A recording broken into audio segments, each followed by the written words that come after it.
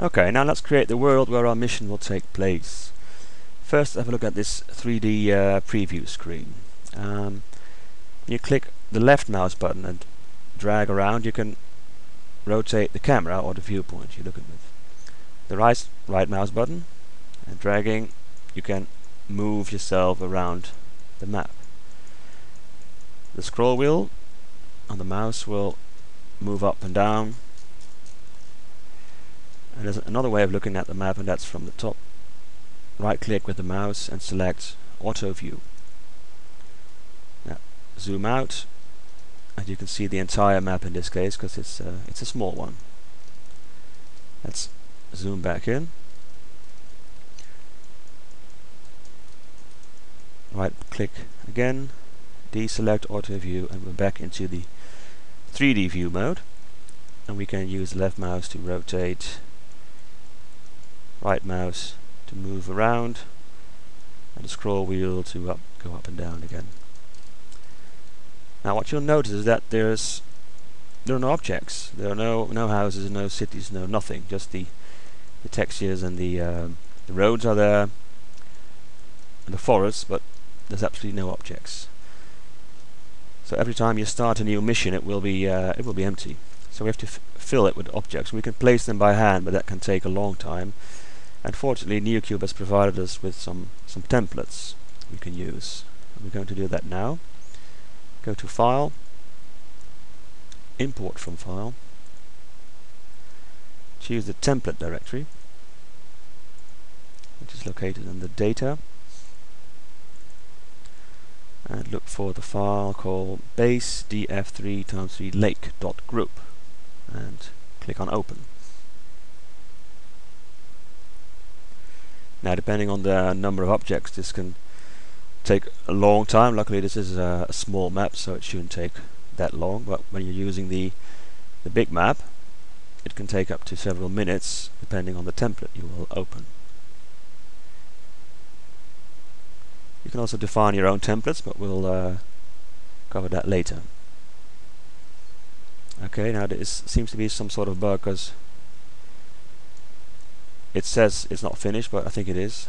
I'm going to click this away. As you can see, suddenly the map is populated with a lot of objects. There's a small village here. Here's an airfield. And right click with the mouse on auto view. You zoom out, you'll see all the objects that have been imported in this map. Now this is nice. Let's say we want to add something of our own. This little location here seems empty. It seems as if something should be there. So let's place an object. Let's place a house or something. How do we do that? Okay, on the right here, there's several objects you can pick and place on the map. We go to blocks. You click blocks, you'll see a list appear. You can scroll through it. There's a lot of grouped objects actually. Here's a factory. There's a small preview picture. You can see what it's going to look like. Here's a mill, railway station, and several blocks with parts of a city. Here are blocks for more like villages and stuff. And the last, there's sort of small farms and a couple of churches. Now I'm going to pick one from the list here called block M15.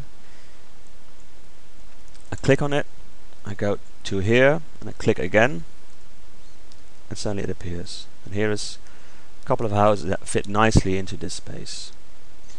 Now watch this green square, it means it's selected. If I click here, it will be deselected. If I click on it again, it's selected again. And this red triangle you can use to rotate the object around. So I'm going to rotate it so it fits in this area. Zooming in a bit.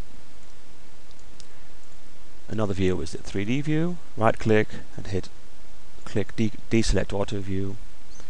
Now I have to navigate some, go down, and here it is. And in the 3D screen you can also select objects. click on this icon, it will be selected. Now if you can also move the object around, but you have to press and hold shift, left shift, click on this blue dot, and you can also move it around, and so you'll see exactly how it will fit into the scenery. To rotate the object while in this 3D view, you can use the keys smaller and greater than to rotate, and when you use Control and smaller and greater than, or comma and dot, you'll have small steps.